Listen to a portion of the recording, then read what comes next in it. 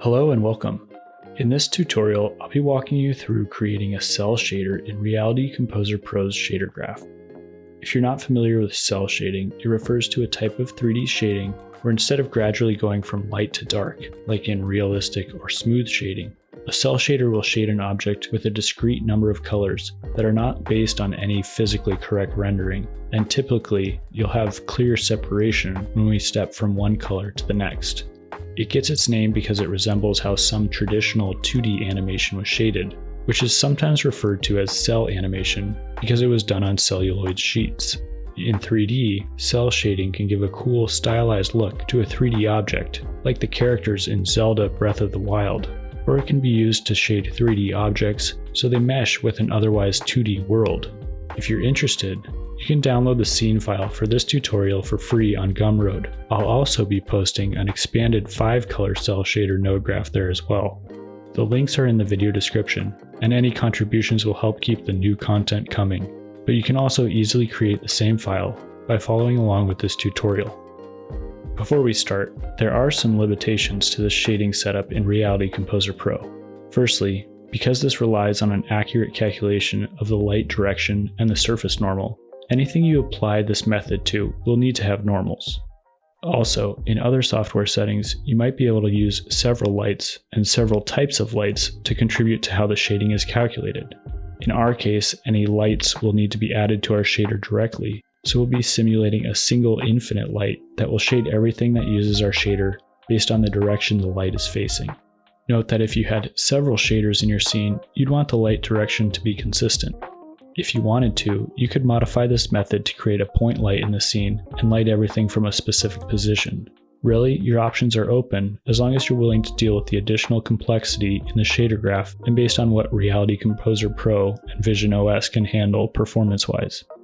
One other limitation is that there aren't any shadows in this method. If you've worked with Reality Composer Pro's shader graph before, you should be able to follow along. But if you need more of an introduction, check out the other resources in the video description.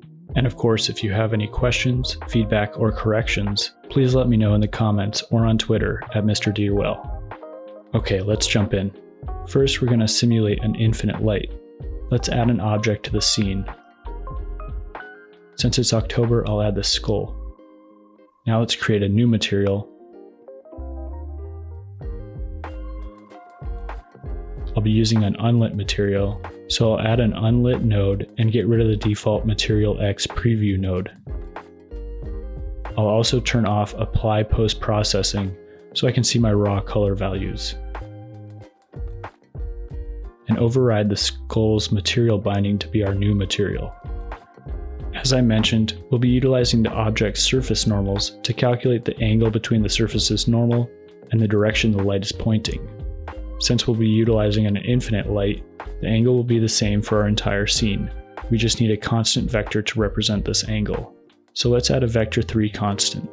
Let's give our light an angle so that it's pointing from behind our object and above to the right of our object. To do this, we'll use the coordinates 1, 1, -1. Now we have our light direction, we need to access our surface normal direction. Let's add a normal node and set the space to world. Now what we want to use for our shading is the angle between the direction the light is facing and the direction the surface is facing. This is a perfect use case for the dot product because it will give us the cosine of the angle between these two directions, as long as our two input vectors are unit vectors. To make sure they're both unit vectors, pass them through a normalized node and then into the dot product node.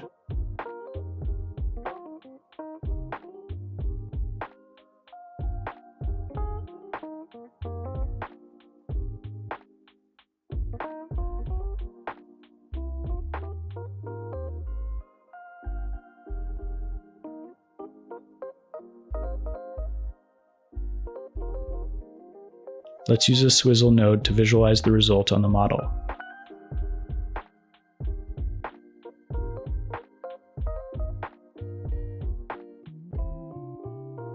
What we're seeing is that it appears our light is shading our model. The surfaces that are pointing exactly opposite the light direction, that is, the surfaces that are pointing at the light, are full white with a value of 1. Surfaces that are 90 degrees from the light direction are black with a value of 0. And surfaces that are pointing in the same direction as the light, that is, away from the light, are also black, but with a value of -1. We can tell this if we create a remap node and set the in low to -1. Now we're remapping the shading values from 0 to 1, which is easier to work with and makes more sense to me, so I'll keep this remap node. Now we want to move from this gradient to discrete color values. So we essentially have a nice smooth shading based on the direction we set for our light. But instead of this smooth shading, we want to have a hard cutoff where we say, if you're above this value of gray, you get this color, and if you're below, you get this color. This has many names, quantized or stepped or banded. In practice, you can have as many colors as you want applied, but I'll set up 3 for this demo: a dark color to be our stand-in for shadows, a mid color to be the true diffuse color for our object, and then a lighter color to act as our highlight for areas that are pointing toward the light. There are a few ways to go about this, but for my setup, I'll be using the step node to isolate a range of values, which I'll then apply a color to. Basically, the step node will take an incoming value, and if it's higher than or equal to the edge value, aka threshold, then the output value will be 1. Otherwise, it will be 0. If this seems confusing, let's do one and it'll make more sense. Let's add a step node and pipe in our diffuse values. You can leave the edge value at 0.5 for now. And then let's connect this to our swizzle so we can visualize it. Essentially, we have the simplest of cell shaders, just a black and white color based on whether the diffuse value is above or below 0.5. If it's above, it's getting the white value of 1. If it's below, it's getting the black value of 0. Now we can add a color node and set it to whatever we want our highlight value to be. Maybe a yellow.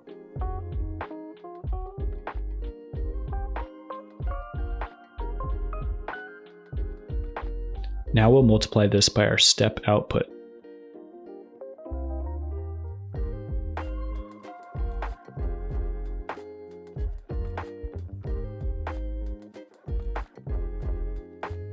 So where our step is 1, we have our yellow.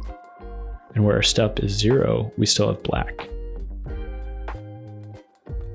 Since this is our highlight, let's up the edge value to something like 0.7. Next, we'll work on our mid color. Let's add another step node, and we'll pipe in our diffuse values.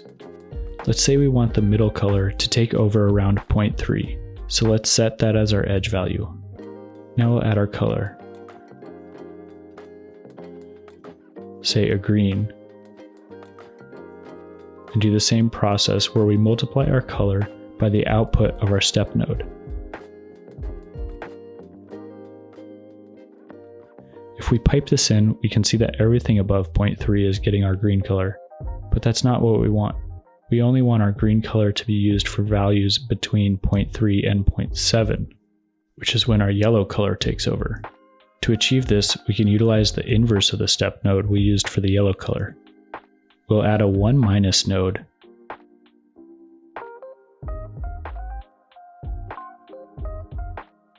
Pipe the step result from our highlight color into this.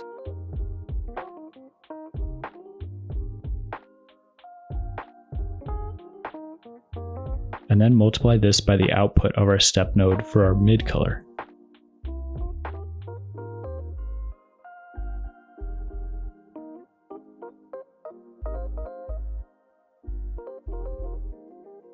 Now we take this result and multiply it by our mid color.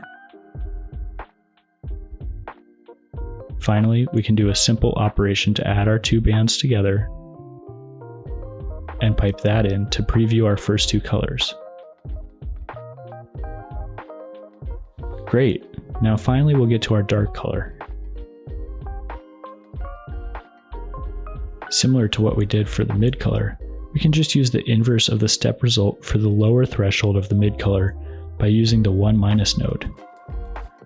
This will mean that anything below the 0.3 will be 1 and above will be 0. Now we can add a dark color.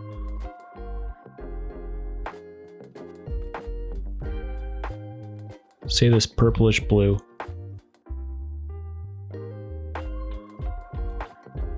And multiply it by our 1 minus result.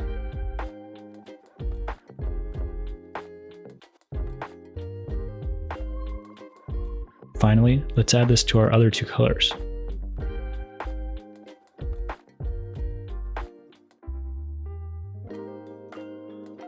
Nice, our 3-color cell shader is complete.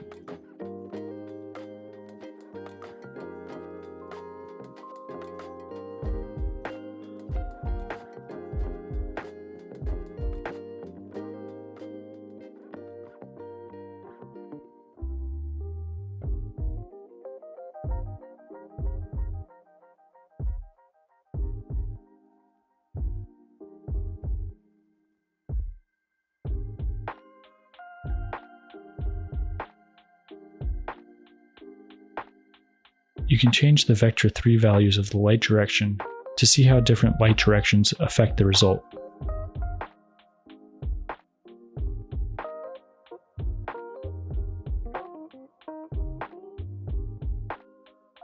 If you wanted to create a simple 3-color cell shader, congrats, you're done. But there are a few other things you could do to go further. You could add some additional colors and breakpoints so you can color your objects with 4 or 5 colors. You could also create a smooth transition between the colors by using remap nodes on the diffuse values instead of only using the step to create hard edges. Or you could add some grain to the colors so it doesn't blend them but creates this stippling or grain effect. Or you could create a general purpose cell shader that just applies different brightness values, allowing you to simply set a base color and get a nice cell shaded look without having to manually set each band of color. Hopefully this video was informative. If this was one of your first shaders, congratulations. I hope it inspires you to go play with this concept and push it further. If you found this video helpful, please be sure to like and subscribe. And if you use this to make something cool, please let me know. If you have any questions, feedback, or corrections, be sure to let me know in the comments section or on Twitter at Mr. Dearwell. Thanks!